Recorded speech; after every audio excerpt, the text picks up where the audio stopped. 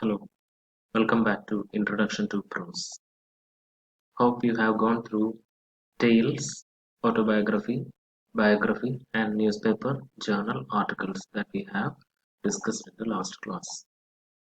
Today we are continuing. We are starting with philosophical essays.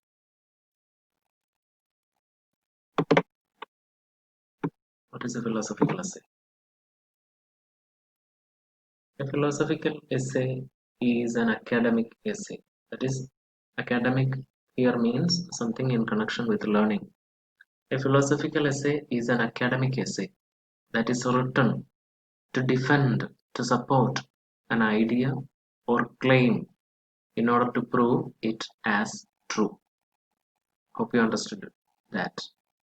It is an academic essay written to defend it, to support an idea or claim, to prove that it is true. Just imagine an essay written to defend the philosophy of ahimsa.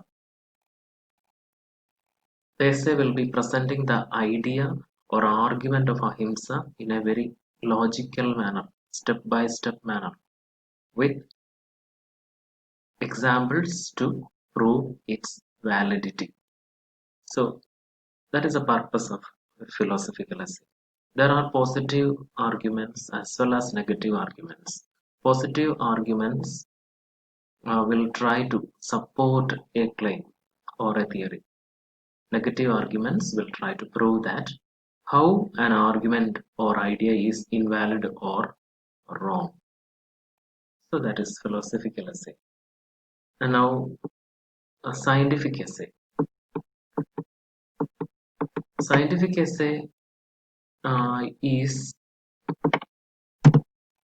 scientific essay is a paper which analyzes a scientific problem and try to find solution to that problem based on facts, based on the data. So it is a paper, it is an article written in order to tackle, in order to solve a scientific problem. Scientific essays are objective. Objective means they are based on facts and pragmatism, based on objectivity and pragmatism. Pragmatism means practical. It should be done. It is not just an idea, not a hypothesis. It is based upon objectivity and pragmatism. The writer's personal opinions have no role in scientific essays. So it is objective. It is based upon facts. The personal opinions of the writer or the scientist is of uh, no importance here. Whatever be the opinion of the writer, we should have arguments to support it. A scientific essay can be called a scientific essay only if there is sufficient proof to what they are saying. So that is scientific essays and philosophical essay. Now travelogues. I know that you are familiar with all these terms. You might have read travelogues of S.K. Pattakad. You might have studied some pieces of travelogues in earlier classes. Travelogue is a type of prose writing which records the experiences of travel of a person. It can be about a journey from one country to another. Photographs are also added to the narratives, and sometimes travel writing and essays are combined. Essay writing, both are combined. An example, for example, V.S. Naipaul's India, A Wounded Civilization is not only a travelogue but also includes observations about India and its people. So, uh, travelogues are writings, prose writings that records the experiences of travel of the person, the sights he sees, the observations he makes, the culture, life and culture of the people residing in that particular country, the history, the background history of that country. All these things are being included in travelogue. Now coming to speech. Speech is a formal address delivered to an audience on any topic.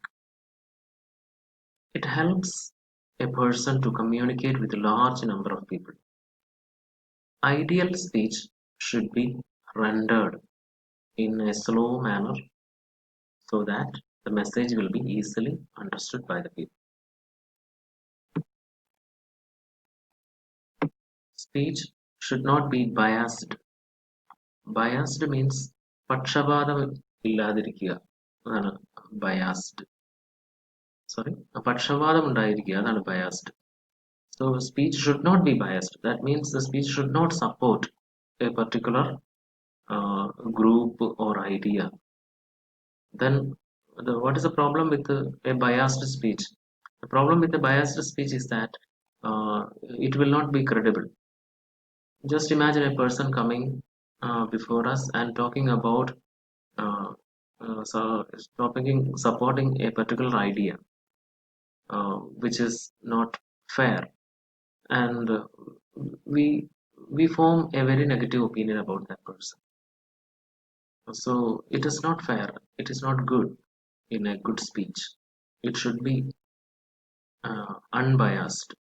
Speech should be unemotional, not emotional. So the writer should be very much composed.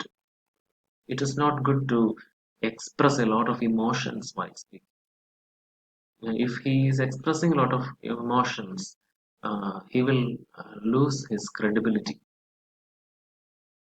Expectation, interest, the nature of the audience should also be considered. When you are going before an audience, you must consider the expectations of that audience, the interest of that audience, the nature of the audience also should be considered because they are important. Four types of speeches are there. Speeches to inform, to instruct, to entertain, to persuade. Inform means to give us information, knowledge about any particular idea. Instruct, to teach about a particular idea. Entertain, for our entertainment.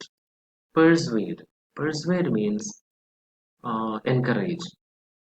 See, if a person is talking about a particular idea, the person wants to bring all of you to his side, then it is a persuasion, persuasive speech. Now, lastly for today, functions of prose. Why the writers write in prose? That is functions of prose.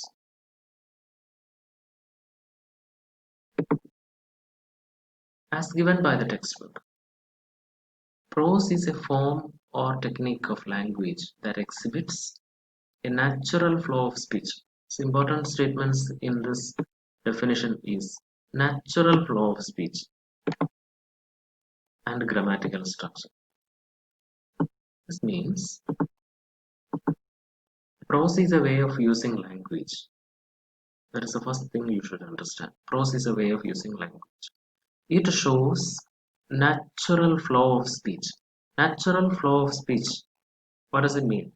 Meaning it is like our conversational speech, not written in meter like poetry. That is the one way of identifying prose. It is also written according to the rules of grammar. That is why it is having a grammatical structure. Novels, newspapers, textbooks, articles, etc. are written in the form of prose.